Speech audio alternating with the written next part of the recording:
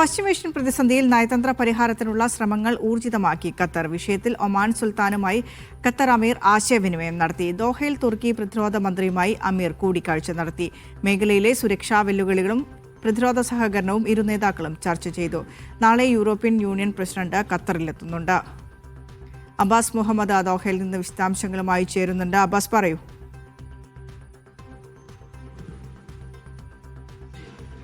വിനിഷ, ഈ GCC മേഖല അനുഭവിച്ചുകൊണ്ടിരിക്കുന്ന ഈ അരക്ഷിതാവസ്ഥയുമായി ബന്ധപ്പെട്ട് ഖത്തർ അമീർ വിവിധ GCC രാഷ്ട്ര നേതാക്കളുമായി കൂടിക്കാഴ്ചകൾ നടത്തുന്നത് സംസാരിക്കുന്നുണ്ട്.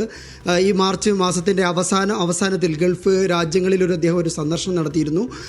UAE president Sheikh Zayed bin Al നഹ്യാനുമായും അതുപോലെ തന്നെ സൗദി കിരീടാവകാശി മുഹമ്മദ് ബിൻ സൽമാനുമായും അദ്ദേഹം നേരിട്ടെത്തി ചർച്ച നടത്തിയിരുന്നു. ഇതിൻ്റെ ഒരു തുടർച്ച എന്നോണമാണ് ഇന്ന് ഒമാൻ സുൽത്താനുമായി അദ്ദേഹം ആശയവിനിമയം നടത്തുന്നു. ഒമാൻ സുൽത്താനും അദ്ദേഹത്തിന് ഖത്തർ അമീറും സംസാരിച്ചത് പ്രധാനമായിട്ടും ഹോർമുസുമായി ബന്ധപ്പെട്ട കാര്യങ്ങൾ, അതുപോലെ തന്നെ നിലവിൽ പശ്ചിമേഷ്യയിലെ ഏറ്റവും പുതിയ സംഭവ വികാസങ്ങളുമാണ്. ഒമാനുമായി ബന്ധപ്പെട്ട ചർച്ചകളിലേക്ക് വരുന്ന സമയത്ത് നമുക്ക് പ്രധാനമായിട്ട് രണ്ട് കാര്യങ്ങൾ മനസ്സിലാക്കേണ്ടതുണ്ട്. ഒന്ന്, ഹോർമുസുമായി അതിർത്തി പങ്കിടുന്ന, ഹോർമുസ് കടലിടുക്കുമായി അതിർത്തി പങ്കിടുന്ന ഒരു ദേശമാണ് ഒമാൻ എന്ന് പറയുന്നത്. അതുകൊണ്ട് തന്നെ നിലവിലുള്ള ഒരു രാഷ്ട്രീയ പശ്ചാത്തലത്തിൽ ഹോർമുസ് കടലിടുക്കുമായി ബന്ധപ്പെട്ട ഒരു വിഷയം വളരെ പ്രധാനപ്പെട്ട ഒരു വെല്ലുവിളിയായി ഉയർന്നു വന്ന സാഹചര്യത്തിൽ ഇരുവരും തമ്മിലുള്ള ആശയവിനിമയത്തിന് വളരെ വലിയ രാഷ്ട്രീയ പ്രാധാന്യമുണ്ട്. അതോടൊപ്പം തന്നെ ഈ ഒരു പ്രതിസന്ധിയുടെ ഇറാനും US തമ്മിൽ ഉടലെടുത്ത ഈ ഒരു പ്രതിസന്ധിയുടെ വളരെ തുടക്കം മുതൽ മധ്യസ്ഥ രാഷ്ട്രമായി നിലകൊണ്ട രാജ്യം കൂടിയാണ് ഒമാൻ. ഒമാൻ്റെ നേതൃത്വത്തിലാണ് ഇതുമായി ബന്ധപ്പെട്ട മധ്യസ്ഥ ചർച്ചകൾ നടന്നിരുന്നത്. അങ്ങനെ ഒരു മധ്യസ്ഥ രാഷ്ട്രം എന്നുള്ള നിലയിൽ കൂടി നേരത്തെ അവർ വലിയ പങ്കാളിക്കാര്യത്തിൽ വഹിച്ചിരുന്നത്. അതിൽ കൂടി ഒരു വലിയ, അതുകൊണ്ട് തന്നെ അതിൽ കൂടി ഒരു വളരെ വലിയ ഒരു രാഷ്ട്രീയ പ്രാധാന്യം, ഒരു പ്രസക്തി ഇരുവരും തമ്മിലുള്ള സംഭാഷണത്തിനുണ്ട്. ഇതോടൊപ്പം തന്നെ ഖത്തർ പ്രധാനമന്ത്രിയും വിദേശകാര്യമന്ത്രിയുമായ Sheikh Mohammed bin Abdulrahman bin Jassim Al Thani Saudi വിദേശകാര്യമന്ത്രി ഫൈസൽ ബിൻ ഫർഹാനുമായിട്ടും ഈ മേഖലയിലെ സുരക്ഷാ കാര്യങ്ങളിൽ കൂടിക്കാഴ്ച നടത്തുന്നു. GCCയുമായി ബന്ധപ്പെട്ട് പ്രധാനപ്പെട്ട ഒരു GCC രാഷ്ട്രങ്ങളുടെ പ്രധാനപ്പെട്ട ആവശ്യം എന്ന് പറയുന്നത് ഈ ഇറാനിൽ നിന്നുള്ള ആക്രമണം എല്ലാവരും നേരിടുന്ന പശ്ചാത്തലത്തിൽ അതിനൊരു അറുതി വരുത്തണം എന്നതിനപ്പുറത്തേക്ക് മേഖലയിൽ ശാശ്വതമായിട്ടൊരു സമാധാനം ഉണ്ടാകണം. നിലവിലുണ്ടായിട്ടുള്ള ഒരു വെടിനിർത്തൽ കരാർ അതിനുള്ള ഒരു വഴിയായി മാറണമെന്നുള്ളതാണ്. അതുകൊണ്ട് തന്നെ ഇപ്പോൾ സംഭവിച്ചിട്ടുള്ള ഈ വെടിനിർത്തൽ കരാർ ഒരു ശാശ്വത വെടിനിർത്തലിലേക്കുള്ള ശാശ്വതമായ ഒരു പരിഹാരത്തിലേക്കുള്ള വഴിയായിട്ട് മാറേണ്ടതുണ്ട് എന്നുള്ളതാണ് GCCയിലെ ഒരു പൊതു അഭിപ്രായം എന്ന് പറയുന്നത്. ഇതുമായി ബന്ധപ്പെട്ട അഭിപ്രായ ഏകീകരണത്തിനും അതുപോലെ തന്നെ ഭാവിയിൽ ഇത്തരം സുരക്ഷാ ഭീഷണികൾ ഒഴിവാക്കുന്നതുമായി ബന്ധപ്പെട്ട ഒരു പ്രതിരോധ പങ്കാളിത്തം, പ്രതിരോധ ഏകോപനം എന്നിവയൊക്കെയാണ് പ്രധാനമായിട്ടും GCC രാഷ്ട്രങ്ങളുടെ ടേബിളിലുള്ള ചർച്ചകൾ എന്ന് പറയുന്നത്. ഇതിൽ ഖത്തർ മുൻകൈ എടുക്കുന്നുണ്ട്. ഇതിൽ ഖത്തർ അമീറാണ് പ്രധാനമായിട്ടും ഇക്കാര്യത്തിൽ ഒരു ശ്രമങ്ങൾ എടുക്കുന്നത്. അദ്ദേഹമാണ് GCC രാഷ്ട്രങ്ങളിലേക്ക് തുടർച്ചയായിട്ട് സഞ്ചരിക്കുന്നതും അവിടുത്തെ ഭരണാധികാരികളുമായിട്ട് ആശയവിനിമയം നടത്തും. ഇതോടൊപ്പം നമ്മൾ മനസ്സിലാക്കേണ്ട മറ്റൊരു കാര്യം, GCC രാഷ്ട്രങ്ങളുമായിട്ടുള്ള കൂടിക്കാഴ്ചക്കൊപ്പം തന്നെ യൂറോപ്പിൽ നിന്നുള്ള പ്രതിനിധികൾ കൂടി ഖത്തറിലെത്തുകയും ഇതുമായി ബന്ധപ്പെട്ട ആശയവിനിമയം നടത്തുകയും ചെയ്തിട്ടുണ്ട്. ഇതിൽ പ്രധാനമായിട്ടും ഊർജ്ജ മേഖലയിലെ പങ്കാളിത്തവുമായി ബന്ധപ്പെട്ടാണ്. നമുക്കെല്ലാവർക്കും അറിയാവുന്ന പോലെ തന്നെ ആഗോള LPG മേഖലയിൽ 20% കൈകാര്യം ചെയ്യുന്നത് ഖത്തറാണ്. ഖത്തർ ഈ യൂറോപ്പിലേക്കുള്ള ഊർജ്ജ കയറ്റുമതി വളരെ പ്രധാനപ്പെട്ട പങ്ക് വഹിക്കുന്നത് കൊണ്ട് തന്നെ യൂറോപ്യൻ രാഷ്ട്ര നേതാക്കൾ ഖത്തർ അമീറുമായി നിരന്തരം കൂടിയാലോചനകൾ നടത്തുന്നുണ്ട്. നാളെ യൂറോപ്യൻ യൂണിയൻ പ്രസിഡന്റ് ഇവിടെ ദോഹയിൽ എത്തുന്നുണ്ട്. ഇതോടൊപ്പം തന്നെ കഴിഞ്ഞ ദിവസം ഫ്രഞ്ച് പ്രസിഡന്റും അതുപോലെ തന്നെ ബ്രിട്ടീഷ് പ്രധാനമന്ത്രിയും ഖത്തർ അമീറുമായിട്ട് ആശയവിനിമയം നടത്തിയിരുന്നു. ഊർജ്ജ മേഖലയിൽ നിലവിൽ നേരിട്ടുകൊണ്ടിരിക്കുന്ന ഒരു പ്രതിസന്ധി, അതിന് പരിഹാരം കണ്ടെത്തേണ്ടത് ആഗോളതലത്തിൽ തന്നെ ആവശ്യമാണ്.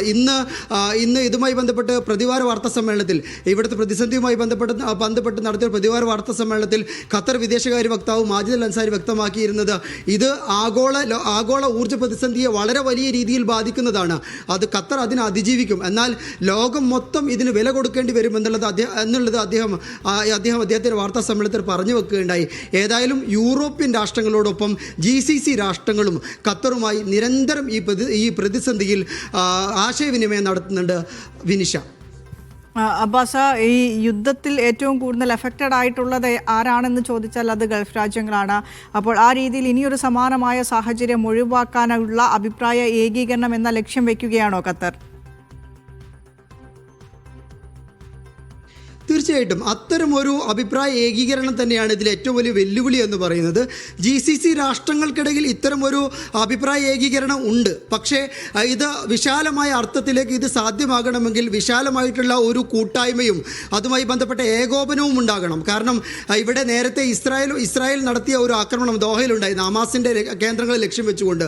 അന്ന് ദോഹ മുന്നിൽ വെക്കുന്ന, ഖത്തർ മുന്നിൽ വെക്കുന്ന ഒരു പരിപാടി എന്ന് പറയുന്നത് GCC രാഷ്ട്രങ്ങൾക്ക് മൊത്തത്തിലുള്ള ഒരു സുരക്ഷാ ഏകോപനം, ഒരു പ്രതിരോധ പങ്കാളിത്ത സഹകരണം ഉണ്ടാകണമെന്നുള്ളതാണ്. അതിന് തൊട്ട് പിന്നാലെയാണ് നിലവിൽ ഇറാനിൽ നിന്നുള്ള ഭീഷണി ഉണ്ടാകുന്നത്. എല്ലാ രാജ്യങ്ങളും ഇറാനിൽ നിന്നുള്ള ആക്രമണം നേരിട്ടു. ഇപ്പോൾ അതിനുള്ള ഈ വെടിനിർത്തലിൻ്റെ പശ്ചാത്തലത്തിൽ അതിനൊരു ശമനമുണ്ട്. നിലവിൽ അവരെല്ലാവരും ഒരു ആശ്വാസം അനുഭവിക്കുന്നുണ്ട്. എന്നാൽ ഇത്തരമൊരു പ്രതിസന്ധിയിലൂടെ മുന്നോട്ട് പോവുകയാണെങ്കിൽ വരും കാലത്തും ഭാവിയിലും ഇത്തരം ആക്രമണങ്ങൾ ഉണ്ടാകാനുള്ള സാധ്യതയുണ്ട്. അതുകൊണ്ട് തന്നെ GCC രാഷ്ട്രങ്ങൾ ഒന്നടങ്കം ഒരു പ്രതിരോധ കരാറിലേക്ക്, ഒരു പ്രതിരോധ ഏകോപനത്തിലേക്ക് പോകണമെന്നുള്ളത് ഒരു പൊതു ആവശ്യമാണ്. എല്ലാവർക്കും അതൊരു പൊതു ആവശ്യമായിട്ട് തോന്നിയിട്ടുണ്ട്. അതിനുള്ളൊരു മുൻകൈയാണ് നിലവിൽ ഖത്തർ അമീറും അതുപോലെ തന്നെ ഖത്തർ പ്രധാനമന്ത്രിയും എടുത്തുകൊണ്ടിരിക്കുന്നത്. ഏതായാലും ഈ പ്രതിരോധ ഏകോപനത്തിൻ്റെ കൂടെ തന്നെ ഇതുമായി ബന്ധപ്പെട്ട ഒരു സമവായം ഉണ്ടാകേണ്ടത്, അഥവാ ഇനി ഈ നിലവിൽ പ്രഖ്യാപിച്ചിട്ടുള്ള വെടിനിർത്തൽ അത് മേഖലയിലെ ശാശ്വത സമാധാനത്തിലേക്ക് നയിക്കുന്ന രീതിയിലേക്ക് പോകണം. അതിനുള്ള സമഗ്രമായ പരിഹാരം വേണം. അതിൽ ഹോർമുസുമായി ബന്ധപ്പെട്ട കാര്യങ്ങളുണ്ട്. അതുപോലെ തന്നെ വൈദേശിക ശക്തികളിൽ നിന്നുള്ള ആക്രമണത്തെ എങ്ങനെ നേരിടണം എന്നുള്ള കാര്യമുണ്ട്.